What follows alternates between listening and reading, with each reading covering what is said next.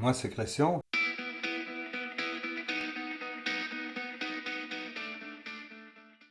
Je me décrirais comme quelqu'un qui vit pour vivre dans l'amour des gens. C'est très important. Mais j'ai cette chance d'avoir eu l'occasion de faire beaucoup de choses dans ma vie et tous mes désirs ont été réalisés. Je rêvais de chanter, j'ai chanté. Je rêvais de piloter, j'ai piloté. Je rêvais de faire de la réalisation, de l'image à une époque, ce que j'ai fait aussi. D'écrire des scénars, je l'ai fait aussi. Et je rêvais surtout d'aller vers les autres. Et d'aller vers les autres et les aider. Et j'ai réussi à faire ça aussi parce que c'est quand même une prouesse. Ça paraît rien, mais c'est compliqué de réunir plein de monde autour de soi. C'est compliqué de faire barrage à tous les gens qui vous veulent du mal parce que, évidemment, quand on a une partie de don de soi, il y a toujours des gens derrière qui vont dire oui, mais s'il fait ça, c'est parce qu'il y a un intérêt. Et ils ne comprennent pas. C'est d'être souvent un peu naïf. Je crois que je ne suis pas assez méfiant. Je suis un peu trop crédule et un peu trop naïf, peut-être parce que j'espère toujours que les gens sont tous bien, sont tous des gens bien. Voilà. J'ai toujours tendance à donner 100% de crédit aux gens quand je les rencontre et ce crédit se part au fur et à mesure, s'égrène, et quand il arrive à 50%, bien évidemment, en dessous, je jette. Je suis quelqu'un de très émotif, et donc je souffre. Quand il y a certaines choses, j'en souffre de ça. Mais à côté de ça, ça me permet de rêver, et ça me permet de rêver à mes passions, ça me permet d'avancer. Ma principale qualité, d'être à l'écoute des gens. Je crois que c'est une qualité que je peux dire. J'écoute beaucoup de gens, et il y a beaucoup de gens qui viennent vers moi et j'ai du mal à leur dire je suis occupé. Donc de temps en temps, je suis obligé de leur dire malheureusement. J'ai fait pas mal de choses dans ma vie, petitement. J'ai été un petit chanteur, j'ai été un très petit réalisateur, j'ai été un pilote. Je suis quelqu'un qui n'a pas spécialement les dents longues, sauf si c'est pour autre chose. Si c'est pour l'humanitaire, pour venir en aide aux gens. Là, j'ai les dents longues. Si j'ai un échec, je vais tout bouger pour y arriver.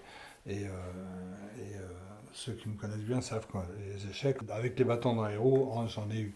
Mais je me suis toujours relevé, j'ai toujours gagné. C'est la seule chose peut-être que j'aurais aimé, c'est d'avoir aussi, c'est même dans l'ombre pour moi. Mais ça aurait été contradictoire avec mon état d'esprit qui est avant tout de penser aux autres avant de penser à moi. Voilà, c'est c'est un peu compliqué, mais c'est un peu comme ça.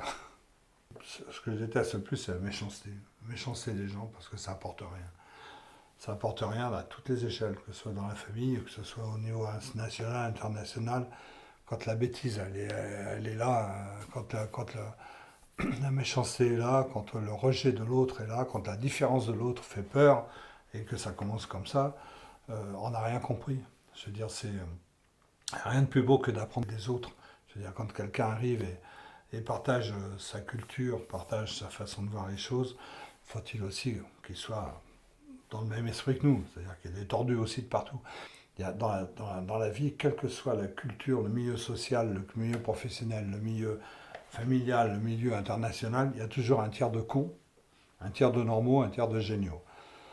Si on t'emmerde, c'est normal, c'est la tiers de cons. Hein. Donc accepte-le, ça fait partie de la vie. Mais après, sache qu'à côté de ça, il y a plein de gens, il y a les deux autres tiers qui sont hyper intéressants. Donc réfugie-toi dans leur affection et tu verras que tu seras heureux. Dans ma vie de chanteur, bon, après, il y a eu des jalousies, il y a eu des trucs comme ça qui sont venus, qui font, bon, après, on tourne la page, on passe à autre chose. Surtout que dans ce métier, on n'a pas trop l'occasion de rester ensemble. Donc, c'est pas un gros problème quand on tombe sur quelqu'un comme ça, bon, on fait une croix dessus et basta, on va voir l'autre qui est vachement plus sympa. Mais je crois que dans l'humanitaire, ça, c'est ce qui a été le plus dur. C'est-à-dire ces gens qui ne comprennent pas et qui mettent des bâtons dans les roues. On a du mal à croire que les gens soient si bêtes et si méchants que ça, quoi. Donc on voit que leur intérêt passe avant l'intérêt des autres. Et moi, c'est un truc que je ne tolère pas et ça me fout très en colère. Voilà. La joie, les sourires des enfants. On s'occupe de pas mal d'orphelinats dans l'assistance humanitaire internationale. Et lorsqu'on va soit en Indonésie, soit en Afrique, C'est cet accueil des enfants et cet accueil du papa. Enfin, de toute façon, dès qu'on a un certain âge, on est tous des papas. Et ils arrivent avec les mains tendues, ils sautent, ils font des câlins. Enfin, ça, c'est le plus gros bonheur du monde. Enfin, c'est génial. On se dit que bon, bah, tout ce qu'on a fait, c'est pas pour rien, quoi. Ils sont heureux, ils sont heureux de nous voir et ils doivent être heureux de voir qu'ils peuvent compter sur nous. Le bonheur est dans le partage parce que je pense à l'Afrique, par exemple. Si la pauvreté continue, qu'est-ce qui va se passer? Il y en aura combien qui vont traverser la Méditerranée? Et nous, qu'est-ce qu'on va faire? Alors, j'aime bien les gens qui disent, oui, mais vous aidez, il y a des pauvres aussi chez nous. Peut-être qu'il y a des pauvres chez nous, mais s'ils viennent tous là, qu'est-ce qu'on va faire de nos pauvres à nous? On n'arrivera plus à s'en occuper. Donc, l'intérêt, c'est de permettre, d'une façon totalement désintéressée, de permettre à ces gens-là de vivre et d'avoir accès à l'éducation, parce que ça c'est quand même important. C'est de leur donner accès aux soins, parce que mourir à 45-50 ans maximum, c'est pas le pied. Hein. Je veux dire, on a la chance d'être là, hein, d'être né en France.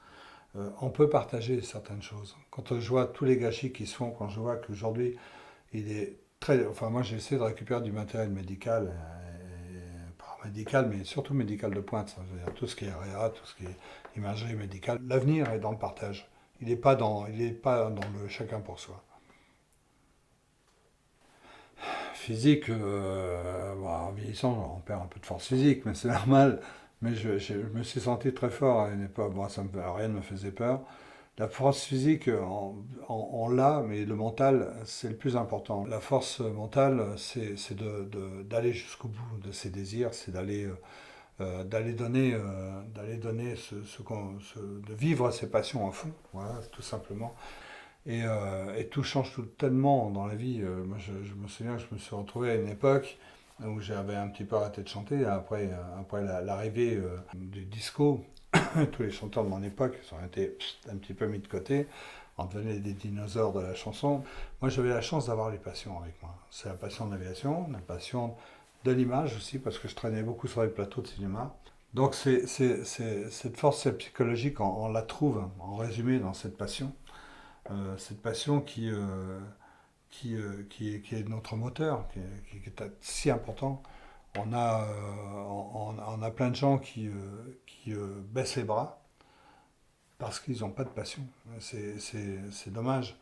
Ce qu'on fait avec passion, on le fait toujours merveilleusement bien. Ma vie, elle est faite au jour le jour. C'est-à-dire chaque opportunité que je rencontre déclenche soit un désir d'aller plus loin, soit une passion, une nouvelle passion, et c'est un peu ce qui s'est passé avec l'humanitaire. J'étais à un moment de ma vie où je me sentais un petit peu inutile et je faisais de l'image. J'étais plus chanteur, enfin presque plus chanteur. Et j'ai fait des reportages. J'ai fait des reportages dans des conditions qui n'étaient pas toujours très faciles. C'était au Kosovo, c'était en Centrafrique. Et là, j'ai vu souffrir des gens. Quand on revient, on n'est pas indemne. On a des rêves qui nous bousculent. Et ça m'a déclenché la passion de me dire je vais m'occuper des gens, peut-être pas les mêmes, mais d'autres de gens qui souffrent aussi. J'essaie j'essaie d'être le plus tolérant possible et le plus à l'écoute possible. C'est vrai qu'il y a des fois où on peut être un peu moins tolérant, être un peu plus énervé par un comportement qui nous semble pas très logique.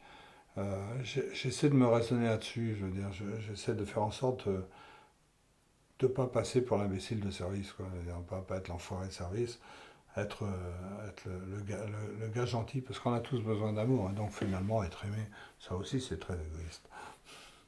Puis je suis quelqu'un de timide, hein, au fond de moi finalement, quand je vois des gens de radio, de machin, les médias, les trucs comme ça, je n'ai pas envie d'aller vers eux, parce que c'est pas mon monde, parce que moi le monde c'est le monde de l'humain, le monde des gens qui apportent du bonheur et du partage.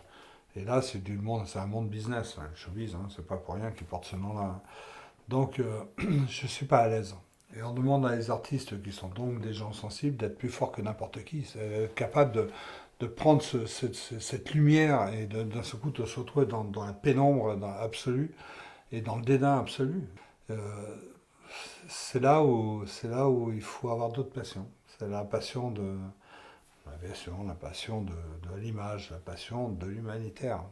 Et là, d'un seul coup, on n'a plus rien à foutre de ne pas être une star. Parce que quand les enfants regardent oh, ils vous prennent dans les bras et s'accrochent à votre cou, qu'est-ce qu'on a à foutre d'être star? Là c'est le plus important. C'est là la vraie raison de vie. C'est pas grand-chose qu'on fait, mais au moins on le fait. Et ça, c'est important. Et ce qu'il faut c'est apporter. Et si on est, c'est l'histoire des petites rivières qui font un grand cours d'eau, hein. Si on est des milliers à le faire, on arrivera à faire de belles choses. Après, il faut le faire. Et il ne faut pas se dire ce qu'on fait, ça ne va pas changer grand-chose. Non, ça change énormément de choses. Parce que plus on est à le faire, et on changera le monde entier. Il faut le faire. Voilà.